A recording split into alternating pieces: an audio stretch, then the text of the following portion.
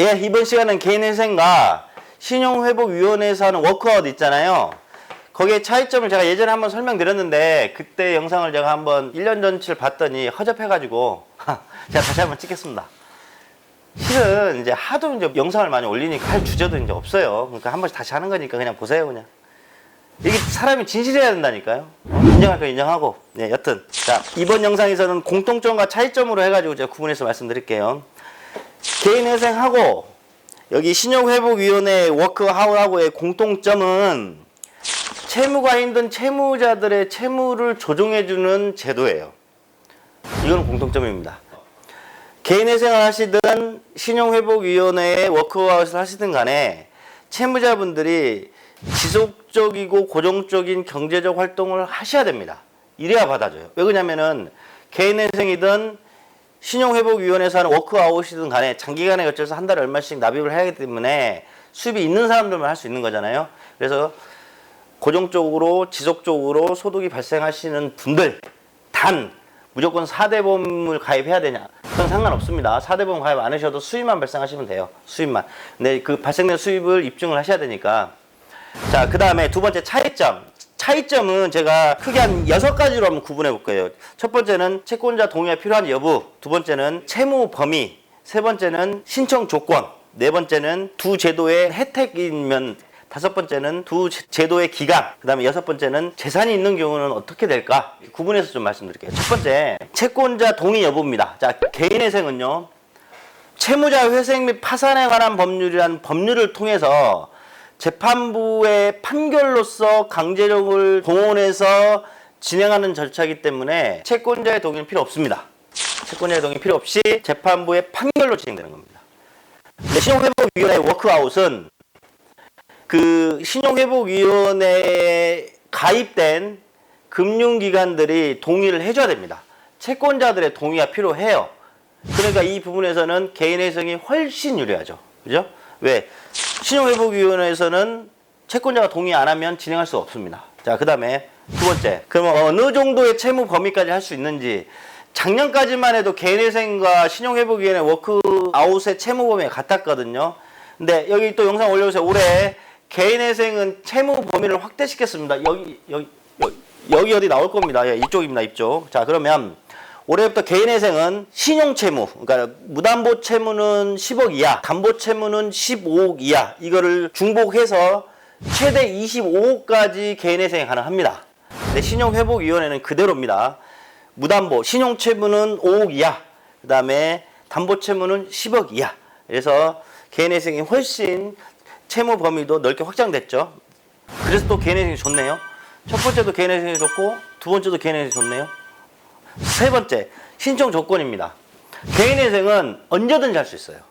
연체가 되기 전이라도, 연체가 되기 직전이라도, 연체가 된 후라도. 그런데 신용회복위원회 워크아웃은 연체가 90일 이상 지나야 신청할 수 있어요. 자, 그러면 세 번째 신청 조건도 신용회복위원회보다 개인회생이 더 좋네요. 세 개 다 좋네, 벌써. 세 개 다 좋아요.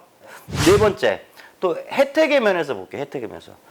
개인회생은 이자는 무조건 100% 탕감, 원금도 채무자의 사정에 따라서 아주 많게는 최장 90%까지, 그 다음에 뭐 개인재산이 많은 이유 등 여러 가지 등등의 100% 변제까지는 있지만 원금도 채무자의 상황에 따라서 상당 부분 탕감됩니다. 이제 신용회복위원회의 워크아웃은 아주 특이한 예외적인 어떤 케이스 말고는 대부분이 이자만 탕감됩니다. 원금 100% 갚아야 돼요. 자, 그러면 네 번째 얘기한 혜택도 신용회복보다 개인회생이 좋네요. 네 개 다 좋네 벌써. 다섯 번째, 기간도 한번 볼까요? 기간도 보시면 개인회생은 원칙이 3년이에요. 근데 이제 예외적인 어떤 상황 때문에 5년까지, 그러니까 3년에서 5년까지입니다. 근데 신용회복위원회의 워크아웃은 7년에서 10년이에요. 엄청 길죠? 그럼 이것도 좋네요. 다섯 번째, 기간도 개인회생이 더 좋은 것 같아. 일단 짧게 하는 게 좋잖아요. 여러분들 봐보세요. 개인회생을 하든 신용회복위원회 워크아웃을 하든 신용카드 사용 못해요. 그 다음에 뭐 신용대출 이거 안 돼요. 더 이상. 그러면 우리가 짧은 기간 3년 정도로 해서 우리가 좀 힘들게 살지만 이렇게 해서 얼른 끝내는 거하고 10년 동안 10년 동안 아무 일도 없이 그 작은 금액으로 사는 거하고 생각해 보시면 정말 10년 동안 뭔가를 한다는 거는 강산이 한번 바뀝니다. 10년이면 강산이 바뀌잖아요. 강산이 바뀐다면 뭔 말이죠? 그 산의 모양이 바뀐다니까 10년. 어마어마한 긴 시간이에요. 기간도 개인회생이 더 좋은 것 같네요. 그럼 지금 1번부터 5번까지 다 개인회생이 좋은 것 같아. 내 개인적으로 생각에는. 여섯 번째, 재산을 지키는 문제에서 보면 개인회생의 원리는 내가 가진 재산보다 3년에서 5년 동안 변제금이죠. 법원에 납부할 금액을 더 많이 납부하는 이유가 내 개인 재산을 지켜주기 위해서 그런 거예요. 개인 재산을 그대로 갖고 있으되 네가 3년에서 5년 동안 그 개인 재산보다 더 많이 갚으면 나머지 채무를 면책시키는 제도가 개인의 회생이에요. 신용회복위원회는 이게 지금 혼선이 좀 있더라고요. 저도 이거를 하도 궁금해가지고 부동산이 있는 사람들이 신용회복위원회 상담받은 사람들한테 가서 막 물어봤어요. 그럼 상담 직원들이 어떻게 말하냐고. 제가 정확히는 여기 모르겠어요. 제가 신용회복위원회 정말 좋아합니다. 좋아하고 거기에 대한 무슨 뭐 반감 있는 사람 아닌데 그쪽 부동산이 있으신 분들이 가서 상담을 하게 되면 거의 대부분 이렇게 말을 한답니다. 부동산으로 빚 갚을 거 다 갚고 그 빚이 남으면 오세요. 이렇게 상담을 해준대요.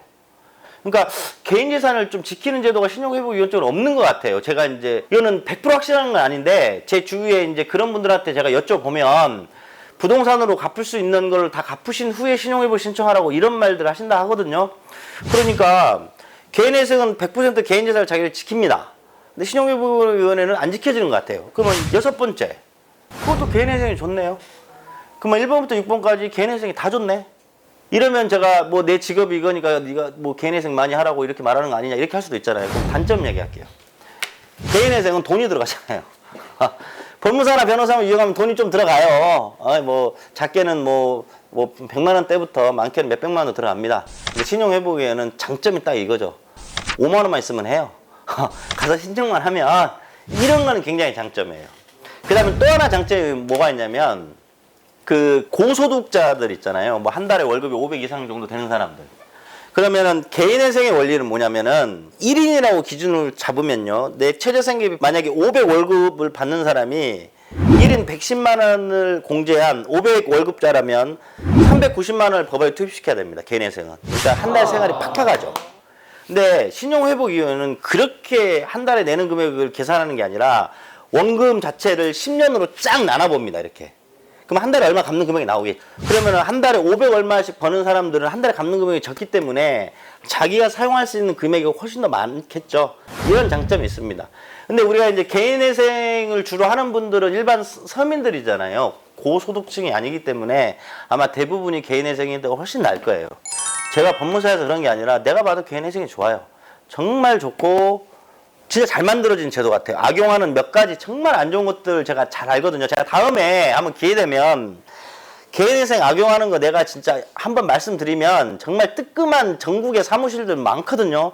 한 1편부터 10편까지 쫙 말씀드릴게요, 한번. 근데 이거는 고민 중이에요. 만약에 이거 말했다가 얼마나 사람들한테 욕을 얻어먹을 것 같아서 제가 말씀 안 드리는데 여튼 신용회복위원도 나름대로 의미는 있지만 제가 방금 전에 말씀드린 걸 종합적으로 살펴보시면 짧은 기간에 여러분들이 조금 고생하셔가지고 나의 힘든 채무에 대해서 빨리 벗어나시는 게 여러분들한테 정말 좋은 제도가 아닌가 저는 정말 그렇게 생각합니다.